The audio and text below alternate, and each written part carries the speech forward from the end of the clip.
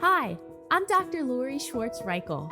My career began in music education where I learned the importance of a key change, a shift, in the tonal center of a piece of music, often used to inject energy or produce significance.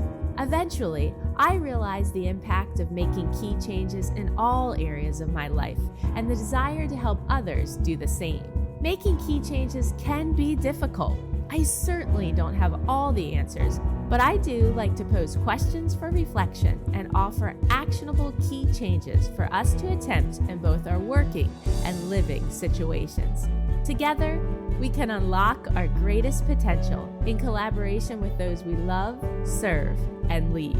Let's discover how we can grow together by making key changes. In last week's episode, we discussed how influence is all about encouraging reflection. But what happens when you don't have a leader or coach or confidant who is available to encourage reflection? And if you think back to episode number 109, we talked about the importance of awareness, or as I refer to it as, an attitude of gratitude, recognizing what's happening around you, but also within you. I suggested identifying what you've learned, what you want to improve, how you've been inspired, and what you're thankful for. So what happens when no one is there to help you slow down, ask questions, or build that awareness? What happens when it's just you, when you don't have a sounding board? And in those moments, your ability to reflect doesn't disappear, it just becomes your responsibility. So today, I want to talk about what it looks like to lead yourself through reflection, because self-reflection isn't just a personal development tool, it's a leadership skill. It's the ability to step outside of your immediate reaction, to examine your thinking, notice your patterns, question your assumptions, and ultimately build the kind of awareness we talked about in episode number 109, on your own. Most of us don't struggle with a lack of information. We struggle with a lack of interruption. We are so busy that we don't pause to reflect between tasks, projects, or responsibilities. We move quickly from one decision to the next and one reaction to the next. And without interruption, there's no reflection. And without reflection, there's no awareness. And without awareness, it's nearly impossible to make meaningful change. So if no one is there to interrupt your thinking, you have to learn how to do it yourself.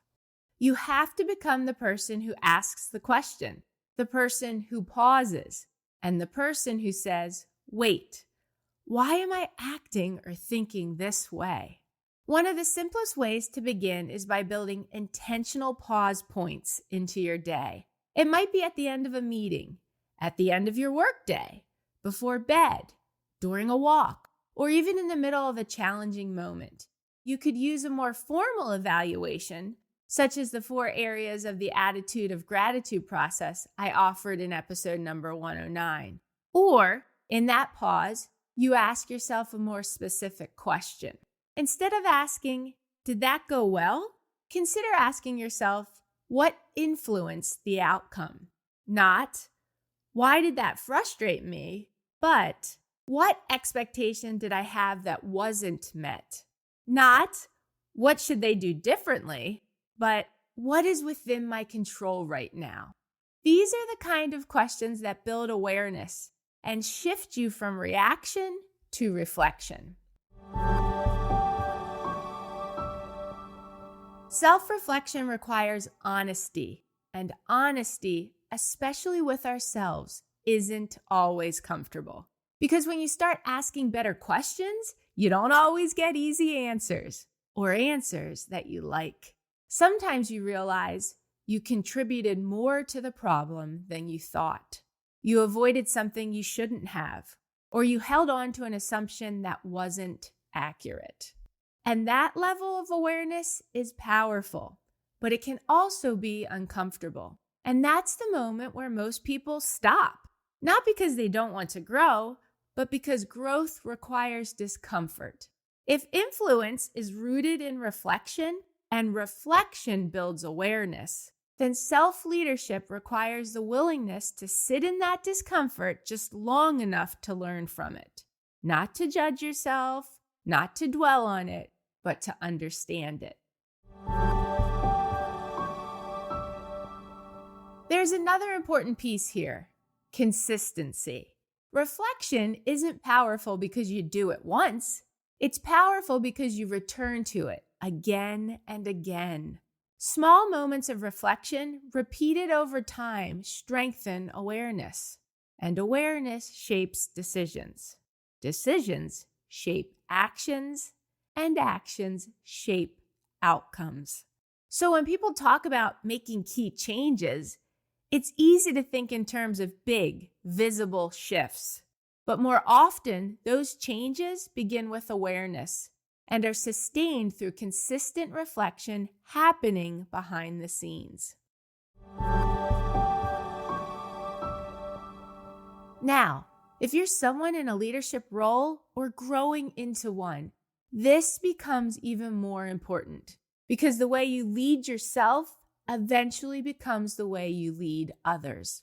If you don't pause, your team won't pause. If you don't build awareness, your team won't either. And if you default to reaction, your culture will reflect that. When you model reflection by demonstrating curiosity, humility, and intentional thinking, you create space for others to do the same, even on their own. If this episode resonated with you, share it with someone who might need it, especially someone navigating change on their own.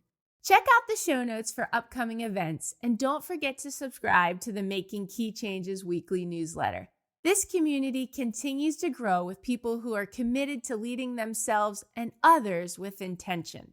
And if you're planning a conference, professional development session, or workshop, and want to build a culture of reflective, confident leadership, I'd love to partner with you. How are we making key changes to lead ourselves through reflection? Thanks for listening. If you haven't done so yet, please consider rating and reviewing the Making Key Changes podcast on the Apple Podcast app. If you found this episode helpful, please consider sharing it with others and joining me again next week.